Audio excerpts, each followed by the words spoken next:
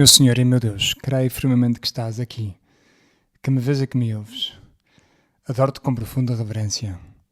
Peço perdão dos meus pecados e graça para fazer com fruto este tempo de oração.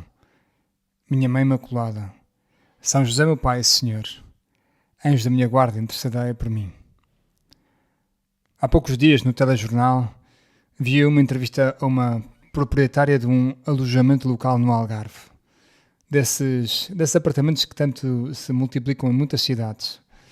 E a senhora estava um pouco triste. Queixava-se de que os hóspedes tinham sido muito descuidados, de que habitualmente são pessoas que deixam o apartamento completamente desarrumado depois da sua estadia. E para o demonstrar, mostrava como tinham deixado a casa os últimos hóspedes.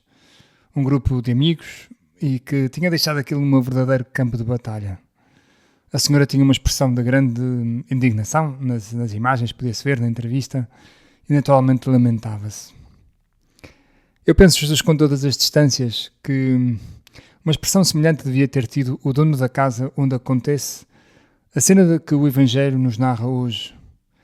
É verdade que, se lemos a forma como São Mateus conta este episódio, que é o Evangelho que nos propõe hoje a liturgia, ele omite alguns detalhes. Diz simplesmente: naquele tempo Jesus subiu por um barco, atravessou para a outra margem e foi para a sua cidade. Trouxeram-lhe então um paralítico deitado numa maca. Assim o conta São Mateus, e não refere que tudo isto aconteceu dentro de uma casa. Mas se lermos o relato de São Marcos e de São Lucas, encontramos mais pormenores.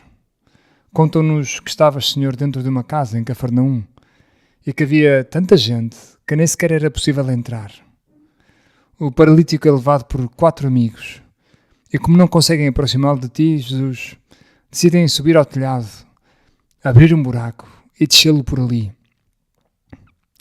Imagine-te, Senhor, a falar, quando de repente se ouvem ruídos, caem pedaços do telhado, telhas, poeira, e aparecem, 4 cabeças a espreitar lá de cima, enquanto fazem descer uma maca. E imagine também, o Senhor, o dono da casa, quase a ter um ataque cardíaco ao ver aquilo, porque, tal como a proprietária do apartamento turístico do Algarve, pois estaria muito chateado, era a sua casa. É uma cena verdadeiramente impressionante. Deve, Senhor, ter havido silêncios, pessoas a comentar, mas o que é isto? E se houvesse pessoas com um telemóvel lá, fariam, um reel para o Instagram ou um vídeo para o TikTok. E tu, Jesus, o que é que tu fazes quando vês aquele paralítico a descer? Pois fazes algo surpreendente. Não curas o seu corpo, mas começas por perdoar-lhe os seus pecados. E claro, os fariseus que estão ali ao lado começam logo a criticar-te. E tu, claro, que lês todos os pensamentos, os meus também, e depois curas também o corpo. É uma cena espetacular. E chamava-me a atenção, Jesus, num pequeno detalhe que o Evangelho menciona quase de passagem. E São Mateus escreve: vendo a fé que eles tinham. Reparemos, vendo a fé que tinham, está no plural. Não se refere só à fé do paralítico, mas à fé dos seus amigos, daqueles 4 homens que abriram o telhado para levar o amigo até Jesus. Ao ver a fé deles, Senhor, tu perdoaste o paralítico dos seus pecados. E mais tarde devolveste-lhe também a saúde. Mas eu pensava, Jesus, aquilo que desencadeia toda esta cura, toda esta ação tua, a cura da alma e da cura do corpo, não é tanto a fé do doente, mas a fé dos seus amigos. É curioso, Senhor, porque em muitas outras ocasiões nos Evangelhos, tu mostras como a fé da pessoa diretamente envolvida é a condição para o milagre. É a fé ou falta dela de quem recebe a graça e que parece mover o teu coração. Mas aqui pareces ensinar-nos que por vezes é a fé dos outros que podem mover o teu coração. É a fé daqueles que intercedem, que carregam, que ajudam. Talvez estes 4 amigos nem sequer imaginassem que, enquanto tentavam abrir caminho naquele telhado, no meio da multidão, e procuravam uma solução, já estavam a preparar a cura daquele amigo. Talvez nem pensassem que, ao complicar a sua vida, porque imagino que devem ter recorrido a escadote e deve ter sido uma manobra complicada, ao subirem ao telhado, enquanto os outros os chamariam loucos, eles estavam a tocar já o teu coração, Jesus, que via tudo. Talvez pensassem que o dono da casa os mandaria prender por estragarem o telhado. Jesus, mas tu vias tudo isto. Vias a fé daqueles 4 homens transformada em obras. E foi precisamente isso que te levou não apenas a conceder a cura física, mas uma graça muito maior, a cura da alma e o perdão dos pecados. Talvez, senhores, eles tenham ficado surpreendidos quando começaste por perdoar os pecados, em vez de curar imediatamente o corpo. Não era isso que eles esperavam. Mas quando tu vês a fé deles, deste-lhes aquilo que mais precisava o paralítico. Senhor, eu quero-te agradecer porque talvez na minha vida tenha recebido muitos benefícios e muitas graças, não pelos meus próprios méritos, mas pela fé de outras pessoas. E recebi aquilo que mais necessitava, não aquilo que eu queria. Ou seja, Senhor, aproximar-me de Ti é também aprender a distinguir o que é importante daquilo que é secundário. Talvez, Senhor, a minha fé seja pequena, mas Tu viste a fé de outros, daqueles que rezaram por mim, daqueles que me apoiaram, daqueles que se sacrificaram tempo, esforços, que rezaram. Senhor, quero agora também agradecer na minha vida quantas pessoas rezaram por mim. Obrigado, Jesus, pela fé de tantas pessoas, de tudo o que me concedeste através dessa fé. E, ao mesmo tempo, penso que esta passagem nos dá, a cada um de nós, uma responsabilidade. Também eu, Senhor, quero viver de fé, para que Tu possas realizar maravilhas através da minha vida. Quero ser um desses outros, cuja fé Tu contemplas para agir na vida dos outros. Tu, Senhor, sabes que conheço pessoas que gostaria que a vida deles mudasse. Pessoas que desejava que se aproximassem de Ti, que descobrissem outra forma de viver, de olhar para a vida. Pessoas que gostava que me acompanhassem à missa ao domingo, ou que se confessassem, ou que percebessem que a vida de oração é mesmo importante.